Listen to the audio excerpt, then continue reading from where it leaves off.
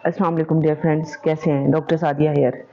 अच्छा, आज जिस टॉपिक में मैं बात करने लगी हूँ वो है आँखों के गिर्द, आँखों के नीचे ख़ास तौर पर स्याह हल्के होना।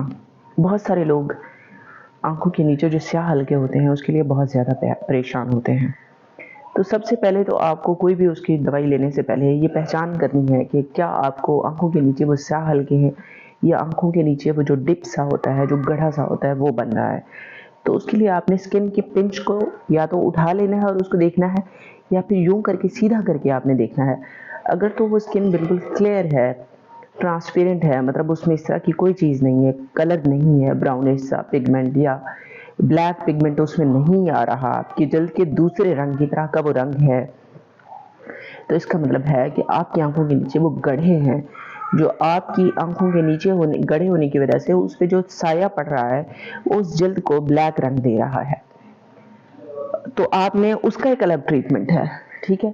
अगर तो आपने वो जो स्किन ऊपर की है या स्किन को यूं करके देखा है, अगर उसमें ब्राउन पिगमेंट है या ब्लैक पिगमेंट है तो फिर उसका ट्रीटमेंट होने की ज़रूरत है।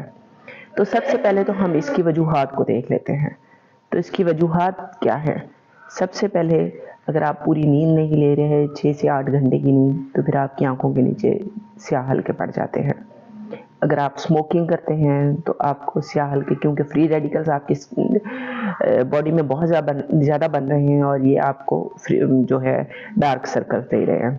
तीसरे नंबर पे, अगर आपकी नज़र कमज़ोर है और आपने उसका इलाज नहीं कराया तो उस सूरत में भी आपको डार्क सर्कल्स बन सकते हैं। चौथे नंबर पे, अगर आप बहुत ज़्यादा मोबाइल यूज़ करते हैं, बहुत करीब से देखते हैं, स्क्रीन टाइम आपका बहुत ज़्यादा है, तो उसमें भी आपको डार्क सर्कल्स बन सकते हैं।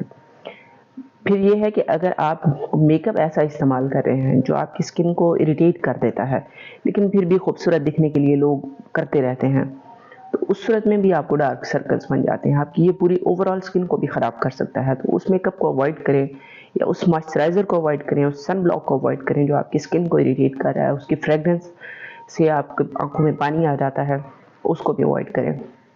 फिर ये है कि अगर आप मेकअप इस्तेमाल कर रहे हैं और मेकअप को आप रगड़ के साफ़ करते हैं या वेट वाइप्स लेके उनसे साफ़ करते हैं, उससे ये होता है कि पार्टिकल्स, मेकअप के जो स्मॉल पार्टिकल्स हैं वो आपकी स्किन के पोर्स में ट्रैप हो जाते हैं और ये स्मॉल पार्टिकल्स आपको ट्रैप होते होते तो वहाँ पे कोमेडोन्स बना देते हैं और आपको पिगमेंटेड सा स्किन हो जाता है फिर इन द लॉन्ग रन। तो उससे भी आपने अवॉइड करना है।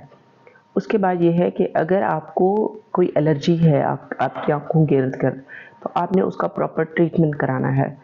इसी तरह अगर आपको कोई हाइड्रेशन की कमी है, आप पानी सही नहीं पी रहे, तो उससे भी आपको डार्क सर्कल्स बन जाते हैं, उसको भी आपने अवॉइड करना है।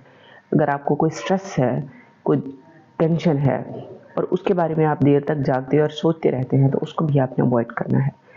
तो ये वाले काम आपने करने हैं एक तो। दूसरे नंबर पे क्या है कि आपने प्रॉपर हाइड्रेशन रखनी है, अपनी नींद पूरी करनी है।